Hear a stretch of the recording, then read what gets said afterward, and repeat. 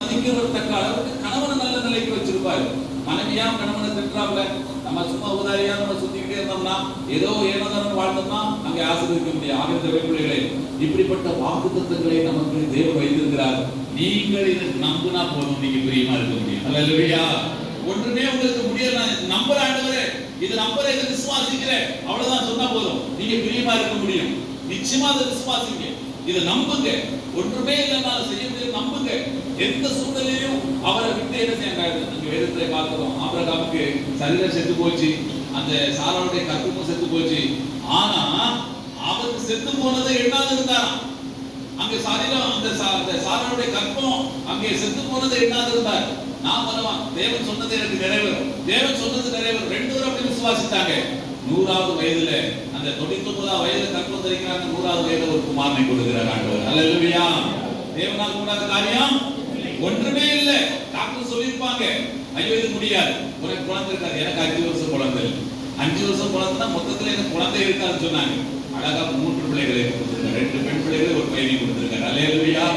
ஜல்லிலே சொல்லுவோமா?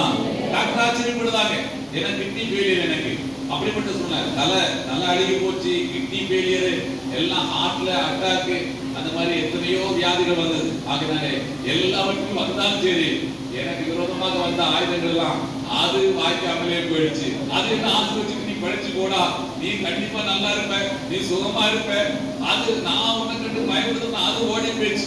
அங்கே வேதத்துல வாசிக்கிறோம், அங்கே சவுளுடைய குடும்பத்தால் வர வர என்ன செஞ்சாங்க? தாழ்ச்சி அடைஞ்சாங்க, ஒண்ணுமில்லாம போனாங்க. அது மாதிரி நமக்கு இருக்கிற பிரச்சனைகள்லாம் வர வர வர வர அது ஒண்ணுமே இல்லாம போயிடும். நாம வர வர நம்ம உயர்ந்து கொண்டே போவோம். அல்லேலூயா. அல்லேலூயா சொல்லுவோமா? இந்த வருடத்துல உங்களுக்கு எதிராளிகளே, உங்களுக்கு எதிராக இருக்கிற பிரச்சனைகள் உங்களுக்கு ஆசீர்வாதமா மாற போகுது, உங்களை விட்டுட்டு ஓட போகுது அப்படிங்கிற ஒரு காரியம். அதனால இந்த வருடத்துல எத்தனை வாக்குத்தத்தங்கள் சொல்லியிருக்காங்க, எத்தனை பரிசுத்தவான்கள் சொல்லியிருக்காங்க, அதெல்லாம் இந்த வருடத்துல ஆச்சரியமா நிறைவேற போகிறது. அடுத்து பார்க்கிறோம், 1 நாளாகமம் 17:27 பார்க்கிறோம், உமது அடியானின் வீடு என்றைக்கும் உமக்கு முன்பாக இருக்கும்படிக்கு அதை ஆசீர்வதித்தளிவே. தேவனுடைய பிள்ளையே, உங்களை மட்டும் இல்ல, உங்களுடைய விருதி சீட்டுகள் மட்டுமல்ல, உங்களுடைய வீடையும் ஆசீர்வதிக்கிறார். அல்லேலூயா. சிலவர் வீட்டை கட்டுவாங்க, அங்கே வீட்டுக்குள்ள இருக்க முடியல. எத்தனை பேர் சொன்னாங்க, இந்த வீட்டு, நாங்க சென்னையில இருக்க ஒரு போன் வந்தது,